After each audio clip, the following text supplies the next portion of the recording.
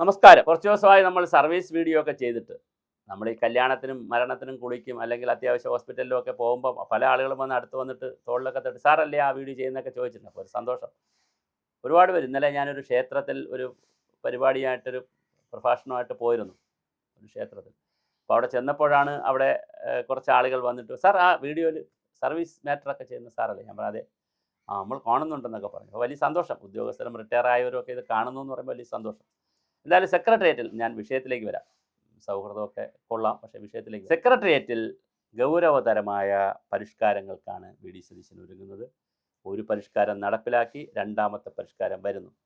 ഈ പരിഷ്കാരം വരുന്നതിൻ്റെ പ്രധാന കാരണം DA, DR, ശമ്പള പരിഷ്കരണം, ആനുകൂല്യങ്ങൾ ഇതൊക്കെ ചട്ടപ്പടി ചിട്ടയായി പോകുന്ന, ചിട്ടയായിൽ കയറി ചട്ടപ്പടി എന്നൊക്കെ പറഞ്ഞ് പോകുന്നതിൽ വ്യത്യസ്തമായി വളരെ വേഗത്തിൽ ഇതൊക്കെ ക്ലിയർ ചെയ്യുന്നതിനുള്ള ഒരു സംവിധാനവും കൂടി ഇതിൻ്റെ ഭാഗമായി വരുന്നു.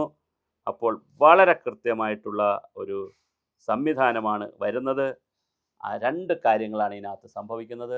ഒന്ന്, ഫിനാൻസ് വകുപ്പിൽ ഫിനാൻസ് അഡ്വൈസർമാരെ വച്ചു എല്ലാ വകുപ്പിലെയും ഫയലുകൾ ഫിനാൻസിലെത്തി കുരുങ്ങിക്കിടക്കാതെ എക്സ്പെൻഡിച്ചർ എന്നും എക്സ്പെൻഡിച്ചർ ABCDZ വരെയുള്ള എക്സ്പെൻഡിച്ചറുകളിലും അവിടെ ഇവിടെയൊന്നും പോകാതെ അതിനെ അതാത് തലത്തിൽ ബഡ്ജറ്റിൽ പൈസ വച്ചിട്ടുണ്ടെങ്കിൽ അവരുടെ കോഡ് ഓഫ് കോണ്ടക്ട് അനുസരിച്ചാണ് അല്ലെങ്കിൽ അവരുടെ റൂൾസ് അനുസരിച്ചാണ് ആ പ്രോജക്റ്റ് വന്നിട്ടുള്ളതെങ്കിൽ അതിനെ ഫിനാൻസിൽ വരാതെ തന്നെ അതിന് ആവശ്യമായ ക്ലിയറൻസ് കൊടുത്തു പോകാനുള്ള വലിയ ഒരു സൗകര്യമാണ് ഗവൺമെൻറ് ചെയ്തിരിക്കുന്നത്. വളരെ പ്രധാനപ്പെട്ട സൗകര്യമാണ് ഒന്നാമത്.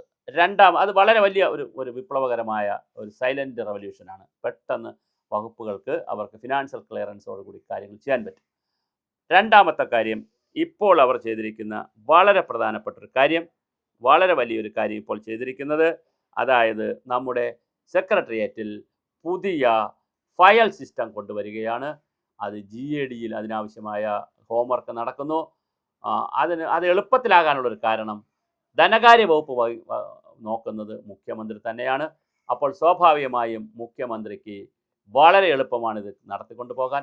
മറ്റ് മന്ത്രിമാർക്കും ഇഷ്ടമാണ്. കാര്യം ക്യാബിനറ്റിൽ മുഖ്യമന്ത്രിയെ ബ്രീഫ് ചെയ്ത് മുഖ്യമന്ത്രിയും ചീഫ് സെക്രട്ടറിയും ഓക്കെ ആയാൽ പിന്നെ വളരെ എളുപ്പത്തിൽ ഫിനാൻസ് ക്ലിയറൻസ് കിട്ടാനുള്ള സാധ്യതയുണ്ട്. പിന്നെ ഫിനാൻസിൻ്റെ ഫയൽ വെച്ച് അങ്ങോട്ട് കളിച്ച് ഇങ്ങോട്ട് കളിച്ച് ഫിനാൻസ് മന്ത്രിയുടെ കൊറിയായി, പിന്നെ അത് മുഖ്യമന്ത്രി കണ്ട് മുഖ്യമന്ത്രിയുടെ കൊറിയായി, അങ്ങോട്ട് കൊറിയടിച്ച് ഇങ്ങോട്ട് കൊറിയടിച്ച് കൊറിക്കളി മതിയായി കൃത്യമായ ഫയൽ നീക്കമുണ്ടാകും. അതുകൊണ്ട് തന്നെ അതിനുള്ള മൊബൈൽ ആപ്പുകളും പുതിയ സോഫ്റ്റ്വെയറുകളും പുതിയ സംവിധാനവും അവിടെ ഉണ്ടാക്കുന്നു എന്നൊരു വാർത്ത വരുന്നു. വളരെ വലിയ വാർത്തയാണ്. ശരിക്കും പറഞ്ഞാൽ സെക്രട്ടേറിയറ്റിൽ പുട്ടപ്പ് ഷട്ടപ്പ് ക്യാപ്റ്റൻ അബയൻസ് എന്നൊക്കെ പറഞ്ഞ് കളിക്കാതെ ഓരോ ഫയലുകളും കൃത്യമായി ഓരോ ജീവിതമാണെന്ന് പറയുന്ന പിണറായിയുടെ ഭാഷയിൽ പറഞ്ഞാൽ ഓരോ ജീവിതമാണ്. ആ ഓരോ ജീവിതത്തെയും നമ്മൾ കൃത്യമായി കാണണം. പിണറായി വിജയൻ ഒരുപാട് ശ്രമം നടത്തിയതാണ്, പക്ഷേ നടന്നില്ല.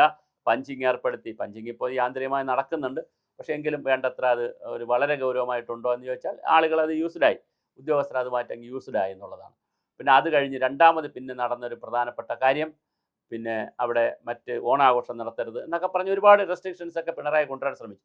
പക്ഷെ അതൊക്കെ ആ റെസ്ട്രിക്ഷൻ തന്നെ ശരിയായില്ല. കാര്യം ഓണാഘോഷം നടത്തുന്നത് ഒരു ദിവസം അത്തപ്പൂക്കൾ ഇട്ടുമെന്ന് വിചാരിച്ചിട്ട് സെക്രട്ടേറിയറ്റിൻ്റെ മുഴുവൻ സംവിധാനം ഇല്ലാതാവുകയൊന്നുമില്ലല്ലോ. ഒരു ദിവസം അവർ നേരിത് സാരി, എല്ലാവരും മലയാളി മംഗമാരായി സാരി ഉടുത്തുകൊണ്ട് വന്നതുകൊണ്ടോ, ഉദ്യോഗസ്ഥരെല്ലാം ചീഫ് സെക്രട്ടറി വരെയുള്ള ആളുകൾ മുണ്ടെടുത്തുകൊണ്ട് വന്നതുകൊണ്ടോ, ജുബ്ബ ഇട്ടുകൊണ്ട് വന്നതുകൊണ്ടോ, അതൊക്കെ ഒരു സന്തോഷത്തിൻ്റെ ഭാഗമാണ്. അല്ല അതുകൊണ്ട് സെക്രട്ടേറിയറ്റിലെ മുഴുവൻ സംവിധാനവും തകർന്നു പോകുന്നൊക്കെ ചിന്തിക്കുന്നത് ശരിയല്ല. അപ്പോൾ അതുകൊണ്ട് ആഘോഷമൊക്കെ നടക്കട്ടെ, ആഘോഷവും പരിപാടികളൊക്കെ നടക്കട്ടെ. പക്ഷേ ഈ പറയുന്ന മാറ്റം അവിടെ കൊണ്ടുവരാനുള്ള ശ്രമത്തിലാണ് വി ഡി സതീശൻ ഗവൺമെൻറ്. വലിയ മാറ്റമാണത്, ചെറിയ മാറ്റമല്ല. അത് നടക്കാനുള്ള എല്ലാ സാധ്യതയുമുണ്ട്.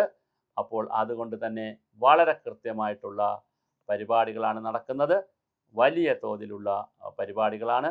തീർച്ചയായിട്ടും നമുക്ക് വളരെ വളരെ കൃത്യമായി ഇത് പരിഹരിക്കപ്പെടേണ്ട ഒരു വിഷയം തന്നെയാണ്. സെക്രട്ടേറിയറ്റിൽ വരുന്ന ഫയലുകൾ, എല്ലാ ഡിപ്പാർട്ട്മെൻറ്റിൻ്റെ ഫയലുകൾ സെക്രട്ടേറിയറ്റിൽ വരുന്നു.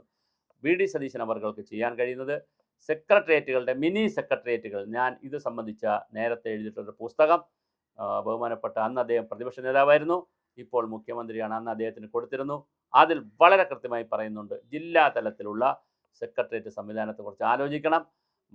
മിനിമം ഫയലുകളൊക്കെ അവിടെ വച്ച് ക്ലിയർ ചെയ്യണം. ബാക്കിയുള്ളത് മാത്രം റെഫറൻസിന് സെക്രട്ടേറിയറ്റിൽ വന്നാൽ മതി. അല്ലെങ്കിൽ തന്നെയും ഓൺലൈൻ കാലത്തായതുകൊണ്ട്, ഈ ഫയലിംഗ് കാലമായതുകൊണ്ട് ജില്ലകളിൽ ക്ലിയർ ചെയ്യാൻ പറ്റുന്ന ജില്ലകളിൽ ക്ലിയർ ചെയ്തതിന് ശേഷം ബാക്കിയുള്ളത് മാത്രം സെക്രട്ടേറിയറ്റിലേക്ക് റെഫർ ചെയ്ത് വരുന്ന ഒരു പുതിയ വികേന്ദ്രീകൃത ഭരണ സംവിധാനം കൂടി വി ഡി സതീശൻ ആലോചിക്കുമോ എന്നുള്ളതും വളരെ പ്രധാനപ്പെട്ട ചോദ്യമാണ്. അപ്പോൾ ഇപ്പോൾ DA HR ഒക്കെ കൊടുക്കാനുള്ള സംവിധാനത്തിലേക്ക് ഇതിൻ്റെ എല്ലാ കാര്യങ്ങളൊക്കെ ചെയ്യുന്നതിന് വേണ്ടിയിട്ടുള്ള സോഫ്റ്റ്വെയറുകൾ കൂടുതൽ വരുന്നു. പുതിയ DA തന്നെ പരിഷ്കരിക്കുമെന്ന് കേൾക്കുന്നു, DR പരിഷ്കരിക്കുമെന്ന് കേൾക്കുന്നു. ശമ്പള പരിഷ്കരണ കമ്മീഷനെ സംബന്ധിച്ച് തീരുമാനമെടുക്കേണ്ടതുണ്ട്. ഇൻസെൻറ്റീവ് കൊടുത്താൽ മതി എന്നുള്ള താല്പര്യങ്ങൾ പലരും പറയുന്നു. അങ്ങനെ പല ചർച്ചകളുമാണ് ഇത് സംബന്ധിച്ച് നടക്കുന്നത്.